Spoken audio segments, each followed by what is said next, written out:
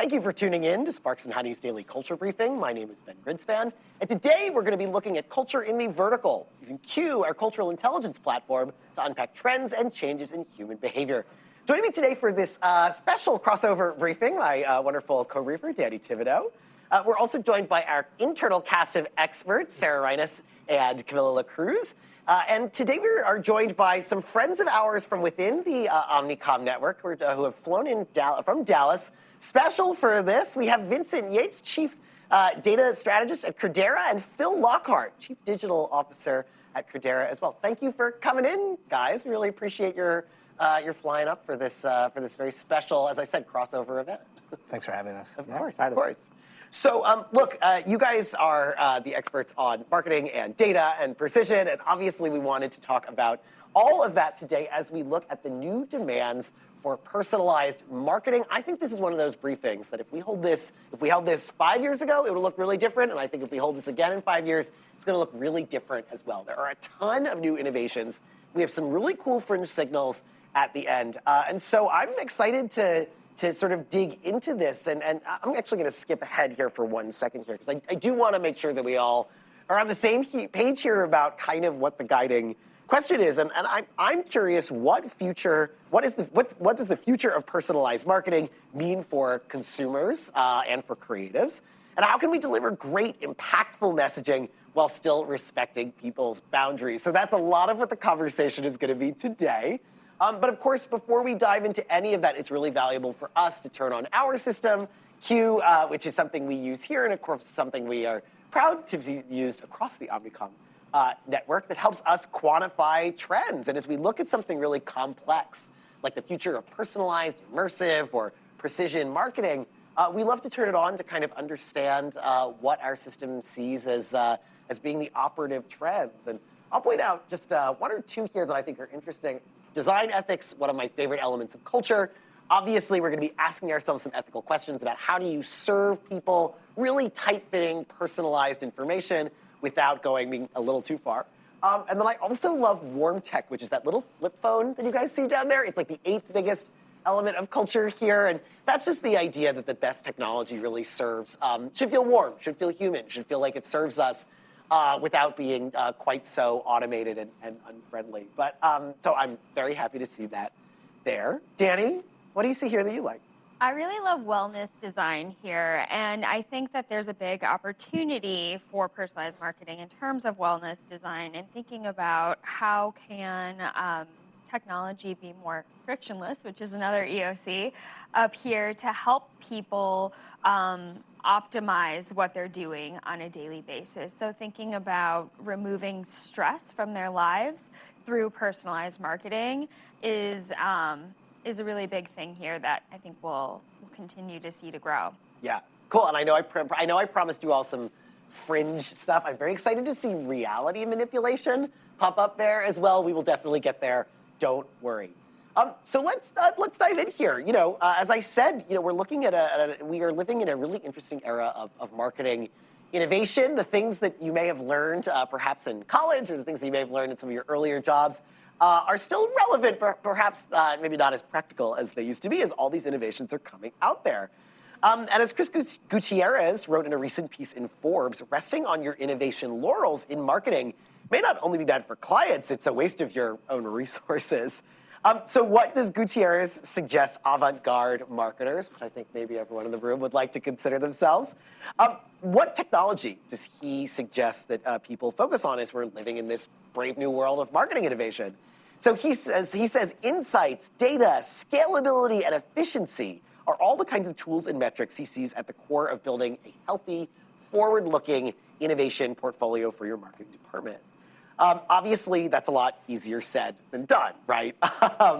Especially during a moment of cultural uncertainty and economic unease, where, leaning into an untested technology as we're trying to figure out if marketing budgets are going to get cut can be really hard. That is often against the C-suite's bottom line, even if it is the CMO's, bottom line.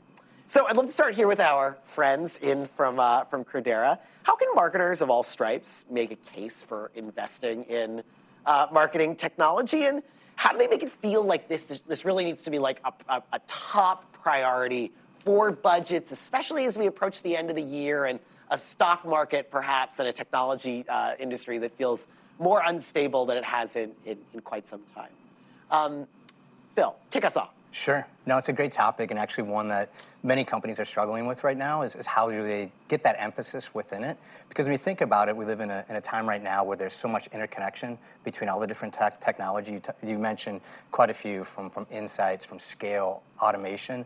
How do you tackle all of those? So the first thing that we like to look at is that technology should be looked upon as an enablement of strategy. So we like to look at the customer first and specifically understand what are those touch points and those things that are actually going to be helpful to the customer. So start with that. It's really a use case driven perspective. Taking a look at that, identify, you usually get a really long list of like all these different things that you can do with it. But the challenge then is like, well, then how do you prioritize that?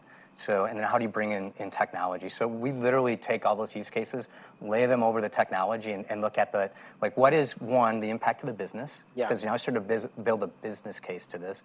And the second piece is, what's the level of effort? So you got a really easy way to start prioritizing these pieces that are really going to impact not only the business, but going to provide a better element to just the customer, per se. So it's really starting with that business case and justifying it, and then breaking that down, because you're going to see like this long list, and it's going to be multi-year strategy. So it's now, next, future. Bite off that now, lay it out, make sure that you're going to deliver value at the beginning. And I think that's important. Look, oftentimes I think, especially because marketing is such a forward-facing, public-facing part of any company, that like there is an emphasis on leaning into innovation as much as possible, right? But I think you're totally right. Connecting that to strategy and being like, it's not just innovation for innovation's sake. It is part of a bigger, broader set of goals and ideas. That's probably how you unlock.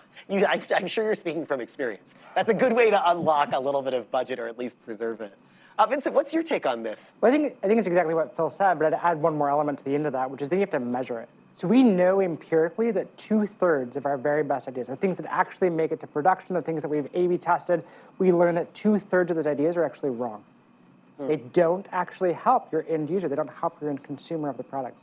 The question then becomes, if those are our best ideas and only 1/3 are good, which 1/3 is it? Yeah. And so it's critical as you do this, you build out the business case. What are you going to measure? What's the impact of that? And then actually measuring it. The good news is if you do that, you have what is the gold standard of the true causal impact of those changes, which allows you to go back with a very straight face, with true integrity, and say back to your CMO, your CFO, your CEO, to the board even potentially, and say, look, we drove this incremental growth for our organization through this A/B test, which is, again, gold standard. Therefore, let's take some of those earnings and reinvest to the next wave of that. And back to Phil's point, there will be a long list of things you can go do with those incremental dollars. Really measuring that all the way through becomes critical, I think. So it's almost like, there's the list here: insights, data, scalability, and efficiency.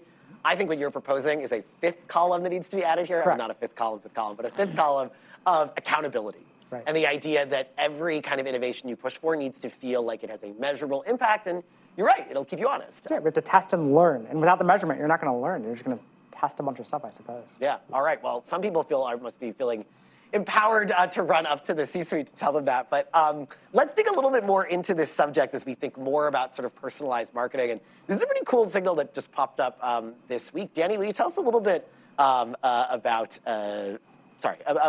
algorithms? Yes, absolutely. So what I really love about this signal in particular is that it's not just talking about the algorithm, but also the device where the algorithm is delivered. So understanding the consumer's relationship with the device itself. So TikTok is a great example here that was highlighted in this signal that was talking about specifically how they've cracked the code for reading consumer minds by understanding their intimate relationship with their phones. Someone quoted in the article said, on TikTok, you don't have to think, only react. When everything is running smoothly, the user feels completely synchronous with the platform. And then someone else said that TikTok shows you who you've always been. And anecdotally, I've also seen people say, TikTok helped me discover that I'm actually gay. Like I've always known it, but TikTok actually served me the content to come to that realization and feel good about it. So really interesting how the intersection of the devices that we're using as well as the algorithm are helping to influence who we are and our sense of self-discovery. So a question for the panel is, should consumers be relinquishing their self-discovery to algorithms? And then two-parter here is, how should advertisers think about identifying new consumer groups through algorithms? And what are some best practices here?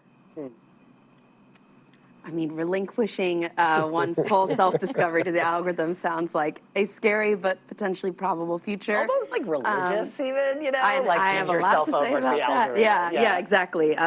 So yeah, maybe don't surrender to the fates just yet. I think, I mean, yeah, there's kind of like a side thing of what I would advise an individual person to do, of like diversify your media diet, interact with the physical world as well. But I think what's interesting about TikTok and what like the niches and the different sides of TikTok that you can end up on prove out, even the example you were saying about people exploring their sexuality, is that TikTok doesn't just limit its recommendations to demographic info, right, or location-based info. A lot of times it's going to be more topical or affinity-based, and I think that's important learnings for marketers too, especially as cookies and other kind of demographic info and new privacy laws take back the ability to maybe necessarily always location pinpoint or demographic pinpoint. I think sometimes, arguably, you can learn more about a consumer based on their affinities and their subgroups and their niches than trying to like judge them based on what you would write in the census about your age, sex, race, ethnicity, whatever else. That can tell you a decent amount, but I think that's what people find so addictive and compelling about TikTok, is that you can end up on a space that is like people who escaped a cult, or people who are obsessed with frogs, or people who are, whatever it is, like whatever your interest group is, you can find that. So I feel like that's a big learning, is that a lot of times marketers like to distill things to demographic signifiers. And I think we're entering into a world with like more and more subcultures and niches. And I think that's a more telling place for where you can both provide value and say something interesting to an audience. When you think about it from the point of view of the algorithm itself, and you look at what ByteDance, the parent company, is sort of investing in, you start to see how this sort of algorithm, that's to your point, like it's very much like a tool of precognition almost, like you know, you're predicting a little bit what you're gonna like next, what you're gonna do next. You know, has enormous power in other industries, right? So they're making investments in the insurance sector, in the healthcare sector, and many other categories, which points at the value of some of these platforms, not just as media and content, but also as engines of AI that gets then applied to other categories, right? I think from the point of view of marketing and personalization, it is a creator or influencer mediated platform, right? It operates very different than any other platform that we've seen before.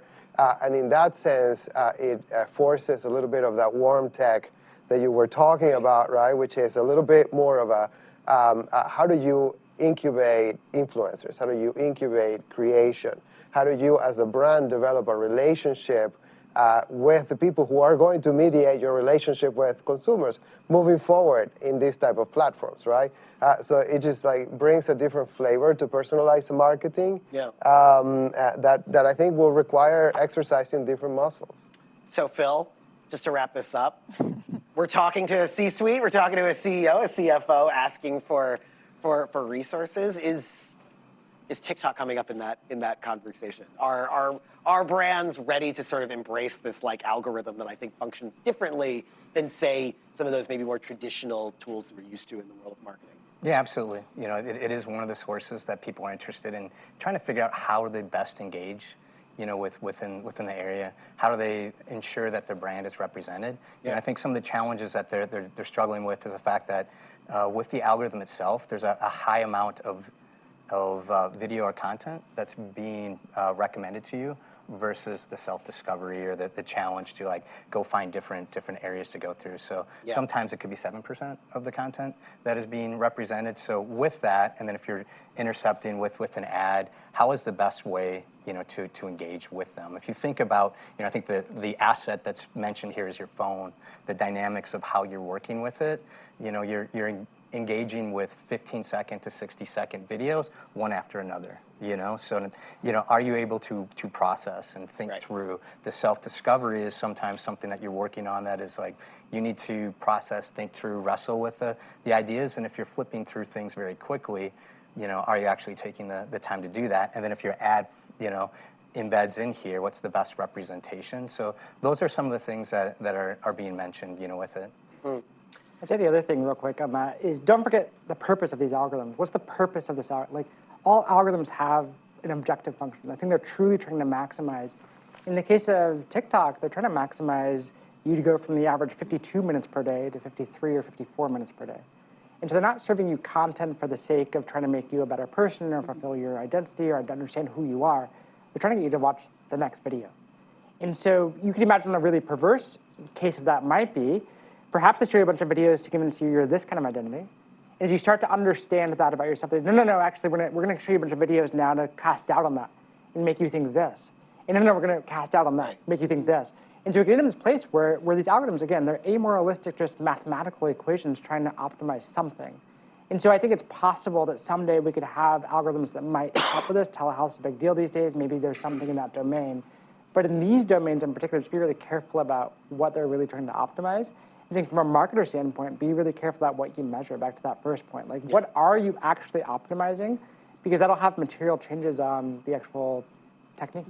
That reminds me of like the paperclip thought experiment of an AI. That's right, exactly, right? from superintelligence, like Bostrom. Exactly. Can you explain to us what that is? Exactly. Well, I mean, an AI that designed. I'm butchering this. This is from Nick Bostrom at Oxford University. He wrote a book about the potential threats, outlines potential threats of an eventual general AI and humanity, and there is this AI scenario where the AI is optimized to manufacture paper clips. And that's the goal of the AI, as you're saying, right? I mean, by any means necessary, right? It could end up like enslaving everyone in the world to make paper clips, if that is what it takes, right? So, but the very real thing that we like think about when we think about like TikTok, et cetera, is that those algorithms are still black box. That's right. Right? I think DARPA still has a challenge out that's called explainable AI, right? Which is like, who can explain the decision-making process of this black box algorithm? So they're being optimized for engagement and time on the platform, but we don't really know like how or why, right? Yeah. They don't even know. That's right. So I think we should talk quickly about data before we jump into, we're going to look at some interesting examples of personalized marketing and how people are taking advantage of all of these advancements that we've been talking about. But I do think we need to talk about the big elephant in the room, which is data. So tell us a little bit about this story, Debbie. Yeah, absolutely. Well, I actually think it was a nice segue to talk about like what we can control and what we cannot. Sure. And a really great way to control the data that's coming in and thinking about how we're using it is in-house data, and using that to kickstart more innovative marketing. So CTO and co-founder of Simon Data, Matt Walker, recently wrote a piece about how first-party data can lead to better relationships with consumers and also between data and marketing teams at your organization.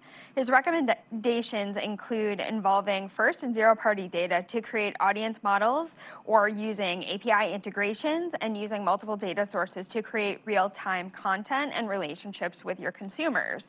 So question for Vincent is Credera survey results recently found that 83% of CMOs say their key challenges with using data to inform decision-making are that we don't know how to analyze data, our data isn't joined up, and people don't know where to get the data from. So how can leaders help bridge this gap in their organizations? Holy moly, what a great question, right? Like, this is something that we hear every day from every organization, digital natives to more traditional companies.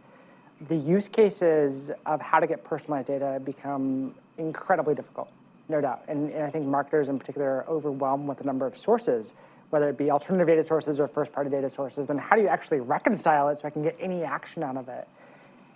The biggest piece of advice I would suggest to anybody in this domain is really do exactly what Phil said in the first question, which is like start with the use case. Like, do not boil the ocean. We have learned time and time again through digital transformation that there's a lot to do. It's a long program with a lot of steps. The technology stack is going to be complex if you want to unlock everything under the sun. And if you start there, especially in today's economy, I mean, geez, how are you going to have a payback that wouldn't even have anything working for 4 years? It's just not realistic. So start with the use case, and then choose just the pieces, those elements that you have to have for that use case. The good news is if you do that the right way with the right framework to begin with, the next use case, you can build on what you already have. Maybe you can't reuse everything, but some components. And slowly, each incremental step will be a little bit easier.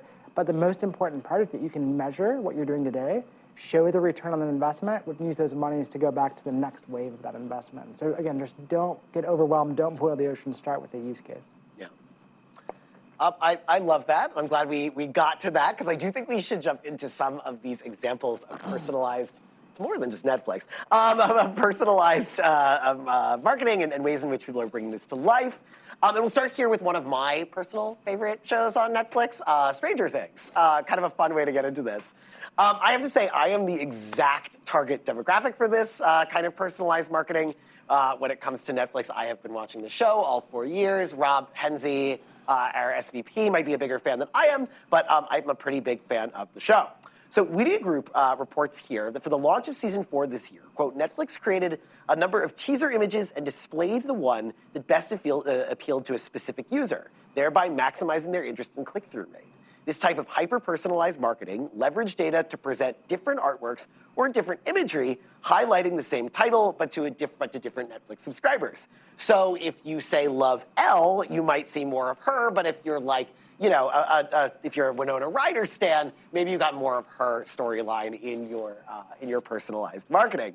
Now, it does beg the question of how Netflix knows who in the cast you're most interested in, and I will say the article didn't really go into that. We are going to discuss a little bit more of that in our next signal, but I guess my question is, does this approach only work for an established, property like Stranger Things? And are consumers sort of open to brands who may want to tell people things, tell people what they'll like before they know they like it, right? So if you're getting highlights of season 4, you don't know that you're going to love season 4, but Netflix suspects that it knows what you're going to like here. So what is our take on this approach? And I don't know if anybody is a Stranger Things fan and wants to start here. Okay, Camilo, so I got to start with you here. Oh, I'm a Stranger Things fan, for sure. But look, I mean, I was just thinking about some of the use case sort of first approach that you were discussing, because these guys have a ton of first-party data. I mean, right. And so in a ways, how could they not do this like all the time, and in ways that are very, very sophisticated now? So for them, I think it becomes pretty natural and table stakes. I kept thinking about like some of your clients that might not be swimming in data, yeah, right. and I wonder if we could talk a little bit more about those use cases, or how a client that's not swimming in data think about this type of personalization. Yeah, so this is a bit like when a magician reveals the trick, so spoiler alert. Let me tell you how they do exactly this, and then I think it makes it really clear to your question about how do marketers actually take advantage. So Netflix, by the way, this is published. They have talked about it publicly as well, so it's not particularly inside information, but in essence what they have is these taggers throughout the world. And you literally get paid. You go on their website, some of their post jobs, get paid to watch Netflix and tag it, the content, with a bunch of metadata. The metadata might be like, oh, this scene was really scary. This is the type of show it is. It's a horror, it's an action, it's a sci-fi, it's a thriller, whatever. Great, awesome. So they have all this metadata. Now what they do is they go through and they say, okay, well, Stranger Things, what categories does it fit into? These call them taste communities specifically. And so Stranger Things specifically falls into like 6 or 7 different taste categories, from thriller to sci-fi to horror to comedy somehow. I don't understand that one, but whatever. And in essence, what you have now is you have a cohort of shows that all fit that community, that taste community, right? Yeah. What's powerful about that now is you can start A/B testing these kinds of things. You can say, well, people who like comedies, which of these pieces of artwork on the screen here are best for that group? And so you end up with one like, Hopper, for example, right? Yeah. Like this might be the one for the comedy group. For the sci-fi group, it might be Elle, actually. Yeah. Staring really intently on the screen. And so now you can start A/B testing a lot of that. And what's really powerful about that now is that you can do that at massive scale and give you an experience that's a bit like what we've always seen, though, and this is the good news, it's kind of what we've always seen, where we basically do lookalike type modeling. Where we say, well, people like you, people who like this kind of genre, this taste, if you will, also like this, and that's how you get this sort of magical experience from the event. And that's so funny too, because the entertainment industry, at least the movie industry for years, was ruled by the quadrants, right? Like older men, younger men, older women, younger women. And like, if you could get all 4 of them interested in a movie, you had like a bona fide hit, but usually it was just sort of 1 or 2. But obviously, when you have as much first-party data as Netflix has, you can sort of segment that further and further out and realize that, wow, there are probably people who watch a lot of non-funny horror, but also tune into this, and maybe that's sort of the differentiator. So that's what's exciting about that. My question for either of you would be like, Camilla, you were getting at this. Like, this is data that I'm sort of happy to share, you know? Like, this benefits me. There's a new TV show. They show me something. I'm like, okay, I'll click on it, right? I'll watch it. What does it mean for like healthcare companies who might have, or CPG companies who might, you know, I don't know if you need what happens with personalized marketing when it comes down to like, oh God, you know, gastrointestinal related products. I don't know. Is there a limit to how much personalized marketing we want? Yeah, I guess there's guardrails on there in particular, you know, and specifically that you don't want the pharmaceutical company diagnosing you through messaging for ads. There's a lot of rules and constraints around there. It's great that those guardrails are there, but when you think about it from a pharmaceutical company, people manage their conditions differently, right? So even though they're taking the same type of maybe medication, they might be interested in like, hey, I really manage this condition based on diet or fitness or maybe just a bunch of research. So if there's ways that you can actually understand how they're managing that and you can better serve that, it's a big challenge because you could send someone to a website and it's like, I want to provide you information that's helpful. How do you detect that? Yeah, and it might be different for different, I'm sitting here thinking about like diabetes, which affects a lot of people. But you're right, a lot of people approach it in different ways. Some people want high-tech monitoring, some people want to forget about it, some people want to change their diet and exercise.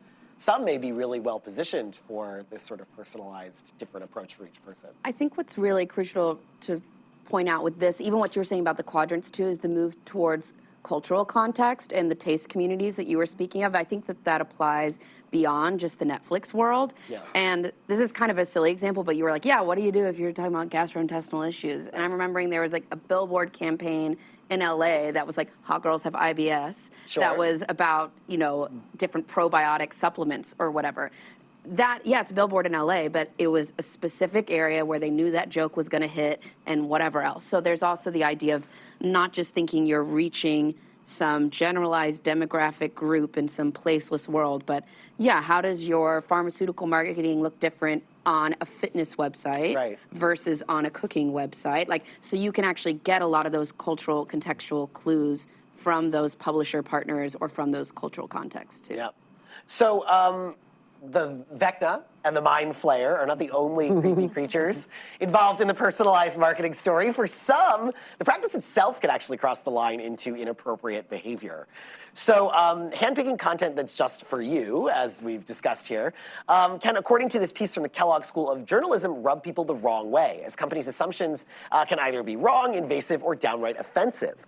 A company promoting weight loss or body hair removal based on one's search history, for example, might genuinely offend a consumer if it messages them and say, you know, like, it's time for you to shed some pounds, right? That is the thing that could put someone off a brand forever.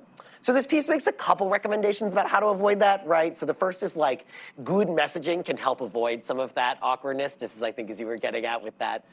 Billboard in jokes, being clever is a really valuable way to not push people off. Leaning into serendipity and often trying to serve people things they don't already know that they want. And offering the unexpected. And importantly, setting yourself hard and fast ethical rules is something they really suggest here, that this is not a free-for-all. You really ought to come with a sense of what your role is, what your lane is as this particular brand, as this particular marketer. So I guess, you know, there are a lot of questions here. And my first one would be like, you know, we have the GDPR. When you go onto, you know, a website from Europe, you get the cookies thing served to you. Is it time for that kind of everywhere? Do brands need to be more open about micro-targeting? Is there a way to do it sort of tongue-in-cheek that makes people feel like they're in on the joke or in on the thing? Or are we sort of stuck in this little sort of gray world where, you know, you can get personalized marketing, but sometimes it's really going to miss and put people off the brand forever? I think we have to use more data actually, Okay. in this instance. For example, I was just listening to the Modern Love podcast, and there was a story about a woman who had downloaded a pregnancy app, and she had a miscarriage. She deleted the app, moved on with her life, and then 9 months later, she got a package in the mail of baby formula. Because she was her data was part of like a private marketplace or something where it was exchanged, where if you are someone that had this app, then this comes back. She had a sense of humor about it, but a lot of people would not in that situation. Yeah. So using the data to know that she deleted the app, to not do that, and also to not have those types of partnerships in place where it's like maybe you just serve it in app, that you're tracking in app, like, okay, this person delivered this baby, rather than, okay, they should have, like, they downloaded the app at this time. Yeah. So thinking about using data more thoughtfully to avoid those types of situations, because it can be creepy, it can be invasive. So thinking about it in that way. Well, and I think that, and Corey, I saw your hand raised. I'll call you in a second. I think it's a good question to ask yourself as a group of marketers, like, what is the creepy line here? And first of all, that encourages you to hire marketers that come from a diverse set of backgrounds, because what one person finds creepy, another one might not. But I do love the idea of, if you're going to start something, asking yourself, like, okay, what is the line here for this, that if we did it, it would put people off? Corey, what were you thinking? To that similar point, to build on that, I wonder if there's an opportunity or an untapped opportunity to think about marketing through the lens of adjacencies rather than an on-the-nose strategy. So I feel like a lot of anecdotal incidents where people are sort of creeped out, as this article might say, is I was just searching for something or talking about something, and that very same type of thing popped up, and that seems creepy. But if it's something that maybe is marketed as an adjacency, i.e., I'm pregnant, rather than serving up formula solutions, maybe it's serving up, a doctor's visit, or something that doesn't necessarily have to do with the pregnancy, but as an adjacent sort of comparable solution that might feel a little bit more natural and not so much like spying. Real estate ads. Right. Yes. Exactly. And Right. that's gonna Exactly right. And that's going to become necessary as by the end of 2023, they're going to be cracking down more on cookies, and they're already doing it in Europe. Like, it's going to become both a good thing to have, so it's not creepy, but it's also going to become a necessity. So companies and marketers need to be preparing for that already when they don't have access to third-party cookies. Yeah. I think from my perspective, look, that word creepy is the word everybody keys in on, right? Like, what makes it creepy? And I think if you think about that deeply, there's something about the unexpectedness of it that's required for it to be creepy. Like, how did you know that?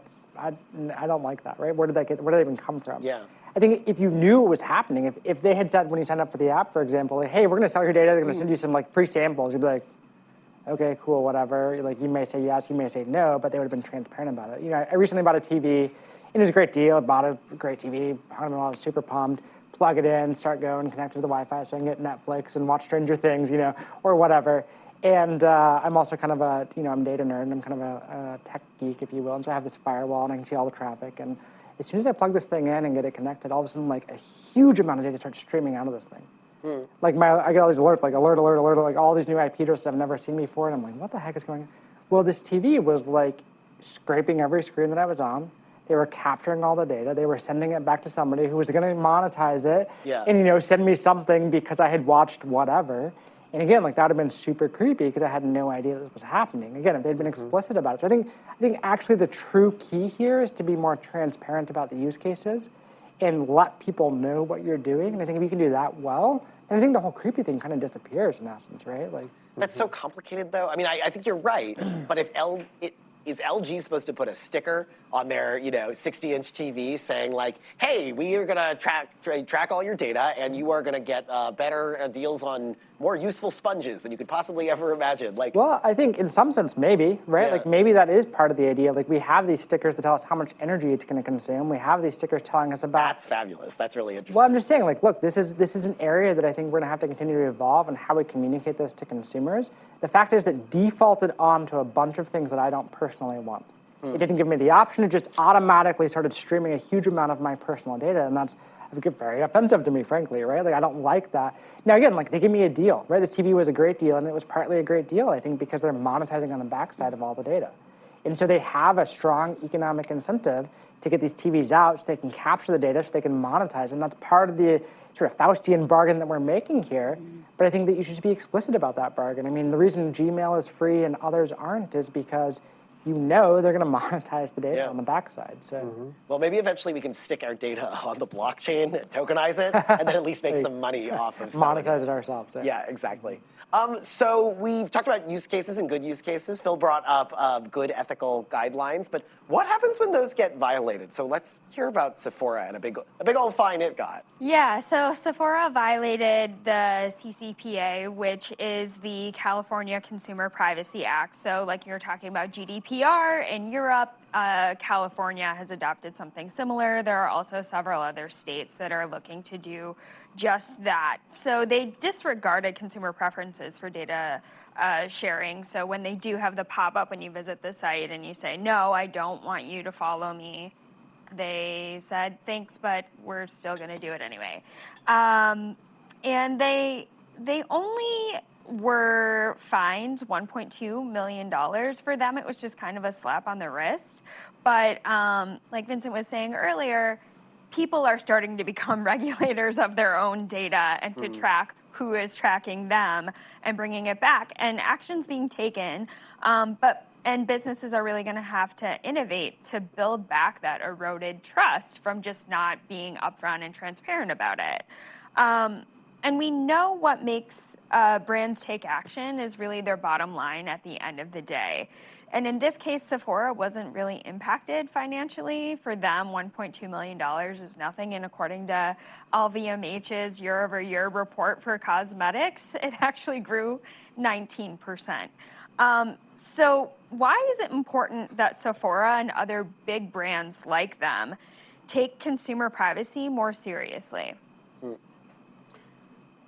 Look, I mean, it's the right thing to do, but also I think if you think about it just from the point of view of business called like, what impacts the bottom line, public opinion is shifting towards privacy in a way that it's hard to see from this standpoint, but it's coming. Yeah. You have, an increased use of biometric systems to validate identity that are going to raise questions on privacy.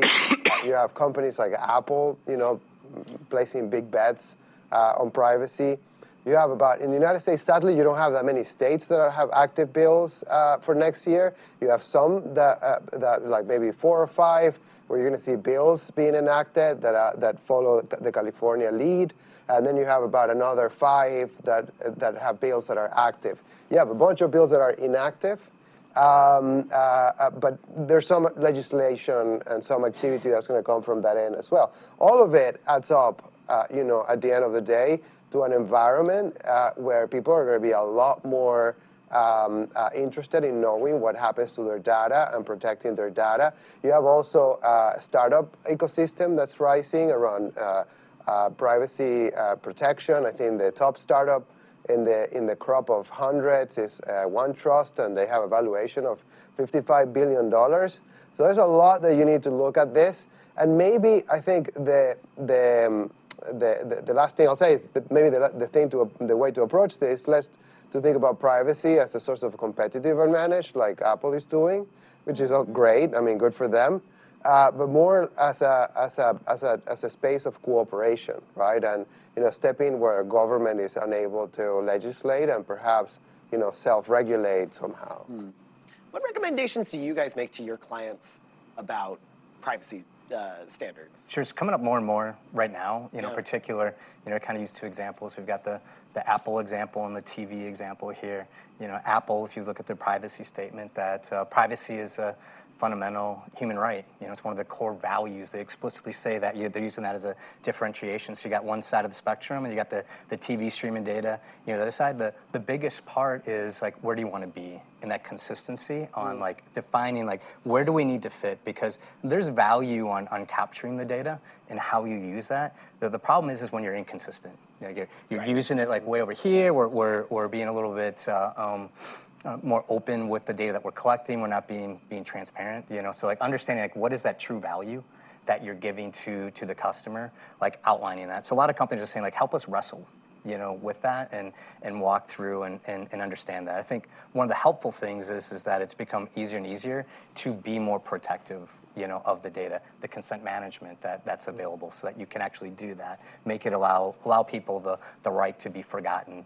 Everything from a data security, if you talk about the technology, everything from encrypting data at rest, in transit, as well as, confidential computing, like when it's being actually used, like the technology is there, so you have the tools that weren't there. So if you want to embrace it, you can, but it's one of those things, again, it's like there's all these things that we can do. How do we figure out what's the right fit for us, and making sure you're not just looking and saying, we're gonna be right here. It's like actually analyzing your business and saying, where do we need to be and where can we be right now?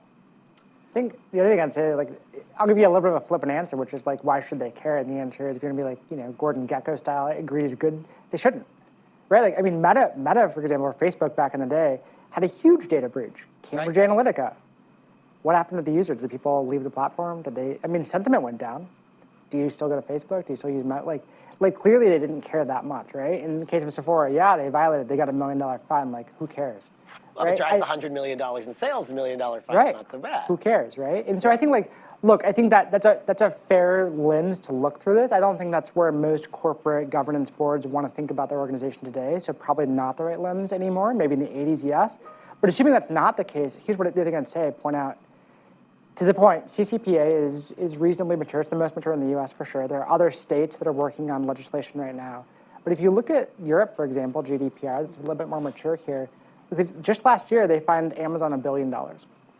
They have a minimum of a $10 million fine for each occurrence of a breach like this, up to 4% of your actual revenue for the year. So for small companies, that's devastating. That's a deal breaker. Or companies that are barely operating in the black. That's exactly right. And so that's a huge problem for you. And I think what's going to happen in the US, to your point, if this doesn't change behavior, if this legislation doesn't change the behavior, and people take this more 80s style greed is good mentality, then I think what you're going to see is regulators change how they enforce it. They're going to continue to raise the caps and be closer to GDPR, maybe even higher than that, for example. And so I think it's early days. And I would just encourage companies to be on the leading edge of that as opposed to the lagging edge of that, frankly. Yeah. So let's get to the really fringe stuff. I know I promised you all this. This is something that I have been reading about and talking about for a project I'm working on. Danny, can you introduce us to synthetic marketing? Yes. So Ben, when he told me about this briefing a few weeks ago, was like, we got to talk about synthetic media. So I had to brush myself up on the definition itself. So just to ground us all in synthetic media, it's any kind of video, pictures, virtual objects, sound or words that is produced by or with the help of AI. So this category includes deepfake content, text-prompted AI-generated art, virtual content in VR and AR environments, and other new content types. Essentially anything made for metaverse conversations or environments. So a synthetic media analyst and author of the new book, Deepfakes, The Coming Infocalypse, Nina Schick estimates that 90% of all online content may be synthetic media within 4 years.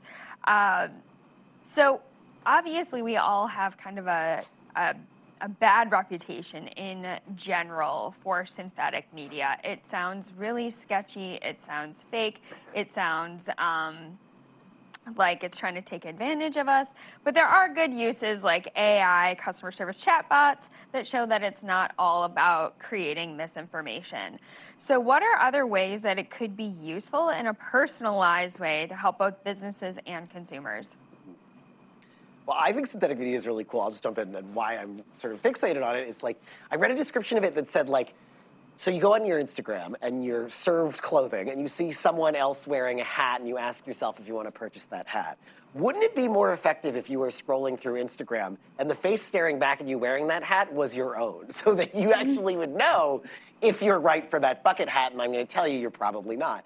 No, to me, that's a very interesting concept. I think we were discussing it here, and some members of the cultural strategy team were saying that it was tremendously creepy, but in a certain way, I wonder if there aren't aspects of our lives that we would almost rather see, instead of seeing this fully aspirational thing where a model is wearing the clothing that you want to try on, that there aren't particular spaces, your home, your bedroom, where like having a scan of that and understanding what that looks like and having that served back to you might be a much more effective way to market something, you know? Hannah? I mean, yes and no. I feel like for functional purchases, that makes a lot of sense. I would love to know if I'm buying furniture online, it can fit directly into my space I have. But something like, you know, fashion, maybe, it's a little more holistic, and I feel like there might be kind of like unintended consequences if you were to go that route. Well, I do think they'd have to make our avatars a little bit better looking than us. You know, you really want it to be you on your best day, right? I think Yeah. what's key here is sort of what we were mentioning before about opting in and having agency in it, is that it's very different if I was scrolling on my screen and saw myself in a hat, versus me saying, I want to look at that hat. I'm going to go in and say, let me put this on in my digital wardrobe, or I want to know what this paint color would look like in my room. Let me do a scan. And a lot of places let you do this already. Like, let me do a scan and change the color and Right. place it in there. There has to be that active role of the participant for it not to be, for it not to become deeply unsettling, or disturbing. I think there needs to be that agency, even from an ethical standpoint. There Yeah. needs to be that agency of opting in, saying that you want to see it in XYZ context. Because also, I don't know, maybe I'm looking at that hat to buy for someone else too. So it's just like the assumptions of which room it wants to go in, which the wall that is going to get painted, all that. I think people to buy into that would need to have, because people are already doing that with like makeup and things like that. Like Right. Ulta and Sephora all have those, and that's great when you can opt into it. I think that people will continue to be very hesitant when it's like thrust upon you. That's 100% right. I think there's also, we're going to see a normalization of synthetic media Totally. in all the categories that Danny mentioned.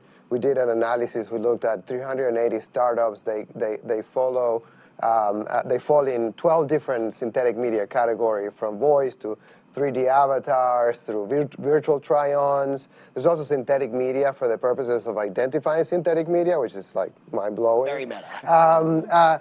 But you know, going back to personalized marketing, right, and automation, right? I mean, think about the potential here for your customer service chat voice to have the voice of Morgan Freeman in a way that, you know, makes the whole experience so much better, or more trusted to an extent, or you know, a game design where the process of developing the game through generative AI results in a complete, like, you know, immersive and personal experience for you.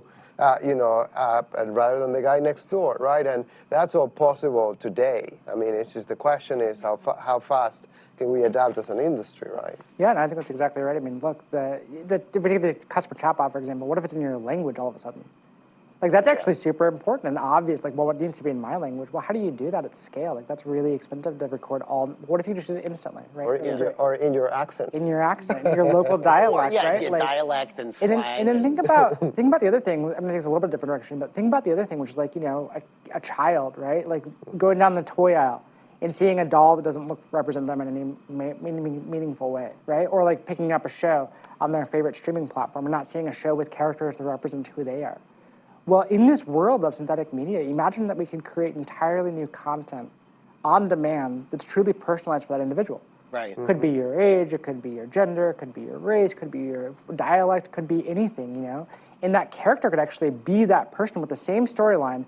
They truly have this is not possible, truly their own show designed really just for them. And I think that idea that we could have something that truly makes everybody feel welcome and fit in, I think is a really compelling concept. And I think that's where also the active opting in and the ethical consequence of that come into play Correct. too, because Right. there's discussions now of, you know, some of these artificial models that it's like, okay, there's not a lot of dark-skinned women being paid to be models, and then we're creating kind of a false one who's then, where's the creative industry going in? You know, so who's creating that original piece of work that's then getting iterated on by AI? And I think with everything that has to do with synthetic media and AI, what we always have to keep in mind is like, what's the active human participation in it versus like the replacement of the human creative industry, or, you know, whether you're talking about jobs or automation or any other kind of angle of it, of the active involvement of people of constantly choosing how you want to interact with it and how much. So real quick, Phil, should that freak marketers out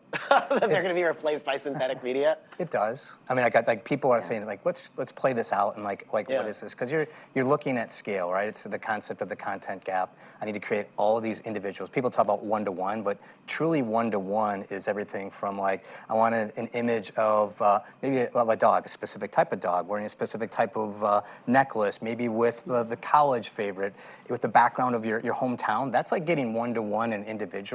In order to do all those different permutations, you can't create it. So that's the content gap. That technology can help with that. So then the question is like, what is the role that people are playing that we're doing that, and making sure that they understand that like it's maybe the concept, the ideas, and maybe a shift of the things and what they're doing versus those production areas, or maybe even just the fact that some of the things that shouldn't scale are still there, and maybe those are even valued even more because it's known that this is an element of like authenticity versus something else that's generating those aspects. There's definitely going to be a transformation along the lines of what we've seen in the music industry, right? Where a CD as an object, or it just loses value, right? At the same time, the vinyl, object increases in value, and the live performance increases in value, right? So maybe to your point about the model,